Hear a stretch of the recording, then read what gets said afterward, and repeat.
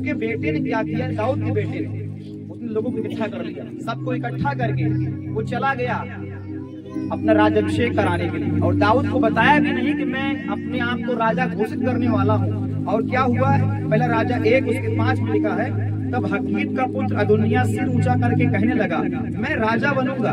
अतः उसने रथ और सवार अपने आगे आगे दौड़ने को 50 पुरुष रख लिए।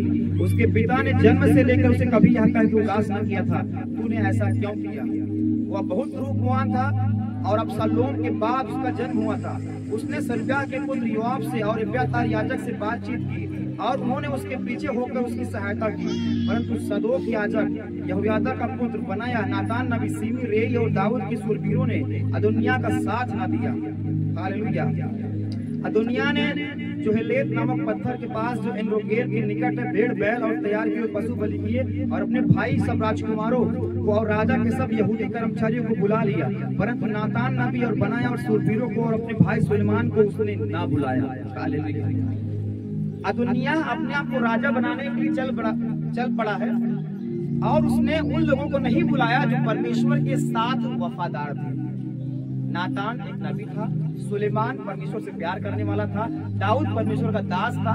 अदोनिय्याह ने सबसे बड़ी गलती ये की कि उसको सबसे लगाव था, लेकिन परमेश्वर के लोगों से उसका लगाव बिल्कुल नहीं। उसने सबको इनवाइट किया अपने राज्याभिषेक में, अन्य जातियों को, अविश्वासियों को, हर एक प्रकार के लोगों को इनवाइट किया, लेकिन उसने याजकों को जो कि सच्चे याजक थे, नातान नबी, सुलेमान जो प्रभु का दास था और दाऊद जो उसका पिता था और राजा उस समय वर्तमान राजा था, अदोनिय्याह ने उसको बिल्कुल इनवाइट नहीं किया, नहीं बुलाया कि मैं राजा बनने जा रहा हूँ। हालेलुया।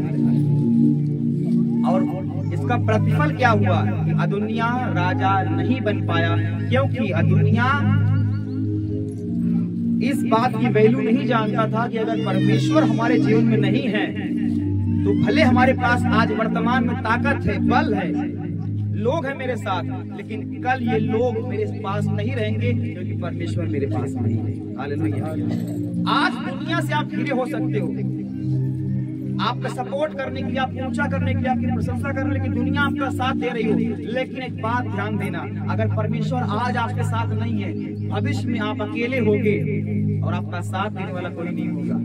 और वही उसके उलट, अगर आज दुनिया आपके साथ नहीं है, कोई आपका सहारा नहीं बना हुआ है, आपको दुनिया छोड़ चुकी है, त्याग चुकी है, लेकिन अगर आप परमेश्वर के प्रति आज वफादार हो, ईमानदार हो, सबने छोड़ दिया, सबने त्याग दिया और कोई आपकी वैल्यू नहीं रखता, लेकिन अगर आप प्रभु के साथ चल रहे हो और प्रभु अगर आज आपके साथ वर्तमान में है, तो भविष्य में दुनिया आपके साथ होगी यीशु मसीह के नाम से।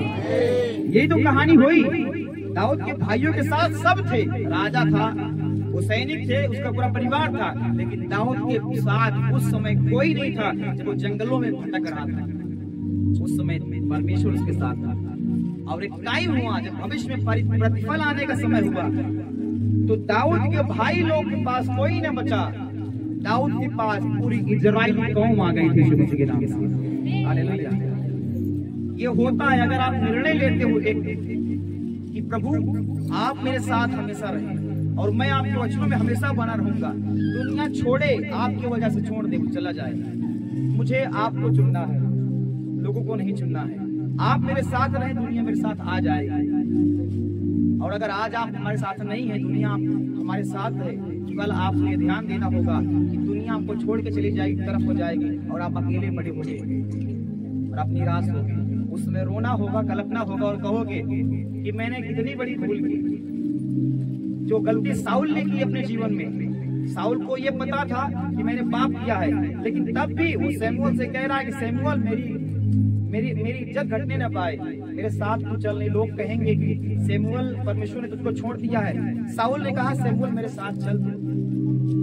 शमूएल कह रहा तूने पाप किया है, तूने गुनाह किया है, प्रभु की आज्ञाओं को तोड़ा है। तो कह रहा ठीक है प्रभु, जो दंड देना चाहे दे दे, लेकिन अभी मेरा इज्जत कर, मेरा मान सम्मान कर। पूरी प्रजा तेरे सामने खड़ी हुई है, अगर मेरे साथ नहीं चलेगा तो प्रजा क्या सोचेगी, लोग क्या सोचेंगे कि शमूएल ने साउल का साथ छोड़ दिया और साउल अब राजा नहीं रह गया। तो साउल कह रहा कि मेरे साथ चल, मेरा आदर मान कर। लोग मुझे बुरा न कहने पाए, लोग क्या कहेंगे मेरे बारे में। अगर आपको ये चिंता है कि दुनिया आपके लिए क्या कहेगी कि आप यीशु के पीछे चल रहे हो, तो मैं कहता हूँ दुनिया आपको धोखा देगी। आपको ये चिंता होनी चाहिए प्रभु क्या सोचता है हमारे विषय में। आपको ये सोचने की आवश्यकता नहीं है कि दुनिया और लोग आपको क्या कहते हो, क्या सोचते हैं और आपके विषय में क्या विचार करते हैं। आपके पास निर्णय लेने की क्षमता है। आपका निर्णय आपके भविष्य का निर्धारण करता है कि आप कहाँ जाओगे। अगर आज आपने निर्णय लिया कि प्रभु के प्रति मैं विश्वास योग्य रहूंगा, पाप आपके सामने आए, गुनाह आपके सामने आए, आप नहीं करोगे और आपने चुनाव किया प्रभु का, भविष्य में आप उससे बड़ा प्रतिफल पाओगे।